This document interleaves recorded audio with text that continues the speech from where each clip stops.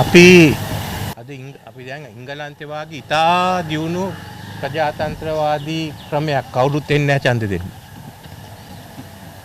ඒ කියන්නේ මේ ඡන්දෙ දෙන පිරිස අඩු වෙලා කියලාද? ඔව් අඩු වෙලානේ. මම මේ තනියම ගියා.